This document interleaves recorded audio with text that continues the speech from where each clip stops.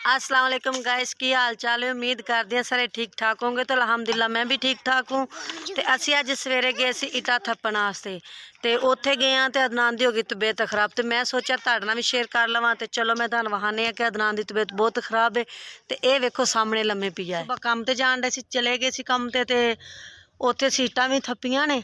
तो अदनान की हो गई तबीयत खराब, तो फिर सानू आना पिया। तो ये वेखो सामने अदनान पिया है। अदनान की हुण बहुत ही ज़्यादा तबीयत खराब है। मैं तो वैसे मजाक समझती सी, मैं क्या कि एवें जान के करदा पिया। तो यदी तबीयत उत्थे जाके बाबा खराब हो गई। 4 पालियां असीं लाइयां ने।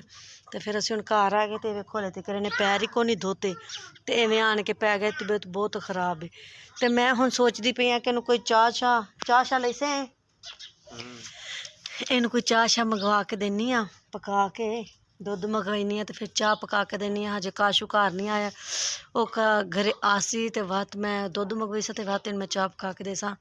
तो चाह दे नाल कुछ होर खासे जे खावे केक शेक तो दस चाह सेवियां पका दे। बस फिर सवेरे सेवियां मंगदा पिया सी। हुण मैं पुछदी पई केक ही खा लै, हुण आंदा नहीं सेवियां खासे सेवियां खा लै तो पका दे। तो मैं आखदी पई हाँ भी तू पैर धो ला। ते वेलो सारे मिट्टी वाले पैर ने उस तरह लिबड़े। तो इवें आन के डह पिया। मैं इनू आख्या पैर धो लैंदा, नहीं मैं पैर धोंदा। तो इंज लम्मे पिया, तरले करन डई कि उठ के पैर धो लै।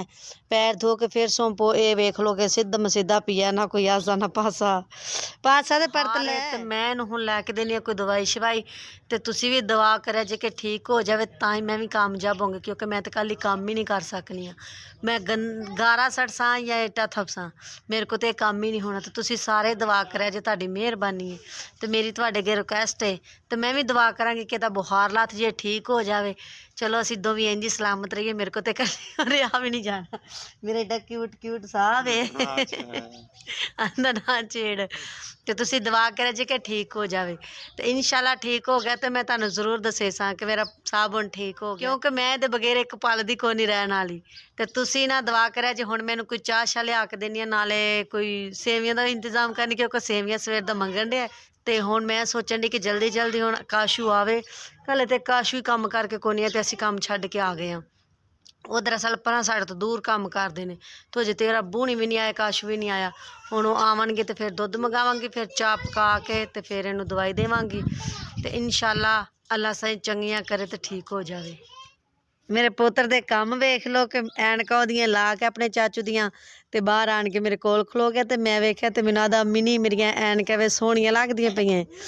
तो तुसी कमेंट च दसना कि मेरे पुत्र नूं ऐनक किवें लगी है। मूँह सीधा कर से तो पता लग सी ना।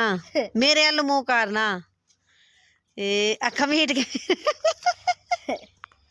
ते हुण हो जांदा पिया हैपे पिछे मुड़ के वेख, उरावे इंज ही आ जा।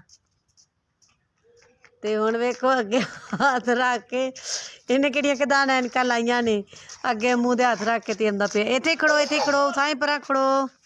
इत्थे इत्थे ये वेख लो मेरे पुत्र ने ऐनकां लाइयां। जिस तरह तुहानूं पता है कि साडे नाल कोई दुख है सुख असीं तुहाडे नाल जरूर शेयर करने। वास्ते सोचा सी कि चलो तुहाडे नाल भी शेयर कर लवां कि तबीयत बहुत खराब है। तो तुसीं हुण दुआ करनी है। तो इंशाल्लाह अगला व्लॉग अदनान ही बनाएगा। तो मैं इत्थां व्लॉग दा एंड करे सा। तो मिलांगे किसी नैक्सट वीडियो च। दुआवां च याद रखा जे, तो दुआ जरूर अदनान वास्ते करा जे। तो मिलांगे किसी नैक्सट वीडियो च। अल्लाह हाफिज़।